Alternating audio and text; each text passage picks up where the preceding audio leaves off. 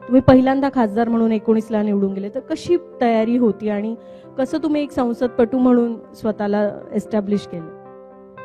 मी सर्वप्रथम थोडी लिबर्टी मी आपल्या परवानगीने घेऊ इच्छितो की या पुस्तकासाठी मी सकाळ प्रकाशनचं मनापासून आभार मानतो आणि त्याचबरोबर हे खरंच खूप कठीण काम होतं प्रज्ञानी जे केलं की सगळ्या हिंदी भाषणांचा मराठी अनुवाद करणं आणि माझा मित्र डॉक्टर घनश्याम राव याची खरं तर ही संपूर्ण संकल्पना होती. काही झालं तरी हे पुस्तक आलं पाहिजे, त्यामुळे या सगळ्यांचा आधी आभार मानतो.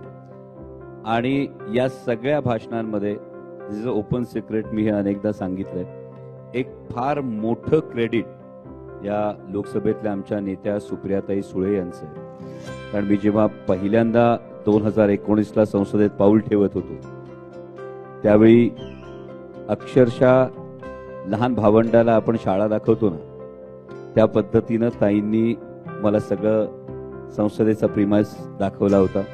आणि हे सगळं सांगत असताना ताईंनी आधी जुनं जेव्हा संसद भवन होतं तिथल्या ग्रीन कार्पेटवर पाऊल ठेवताना ताईंनी एक गोष्ट सांगितली होती की 140 कोटी भारतीयांपैकी 545 जण या ग्रीन कार्पेटवर, लोकसभेच्या ग्रीन कार्पेटवर पाऊल ठेवतात.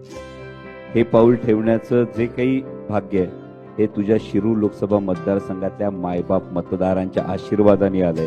हे पाय ठेवताना कायम लक्षात ठेव. आणि त्यामुळे जेव्हा जेव्हा बोलण्याची संधी मिळत गेली तेव्हा तेव्हा मी जितक्या वेळा बोललो असेल, तुम्ही जर पार्लमेंटमधली सगळी भाषणं जर बघितली तर यातल्या 90% भाषणांच्या वेळी स्वतः सुप्रियाताई या बाजूला बसून एनकरेज करताना तुम्ही पाहिलं असेल.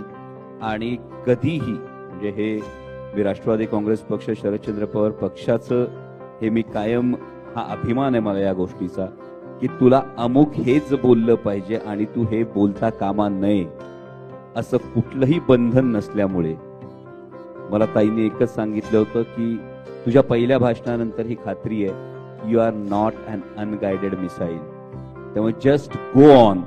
आणि हा जेव्हा आपण जे काय म्हणतो ना, पाठीवर हात ठेवून लढ म्हणा, हे कायम ताईंनी केलं. त्यामुळे या सगळ्या प्रवासामध्ये फार मोठा वाटा हा संसदीय या सगळ्या भाषणांच्या बाबतीमध्ये.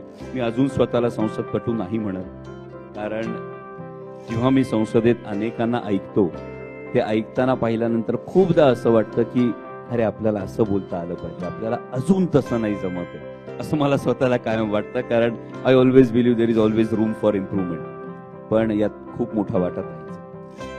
खूप छान वाटलं ऐकून. मला वाटतं की प्रत्येक यशस्वी पुरुषा मागच्या स्त्रीबद्दल नेहमीच बोललं जातं आणि सगळ्यांना नक्कीच आनंद वाटला असेल की तुमच्या ह्या सगळ्या प्रवासात सुळे ताईंची तुम्हाला साथ होती आणि त्यांच्यासोबत सुरुवात करता आली.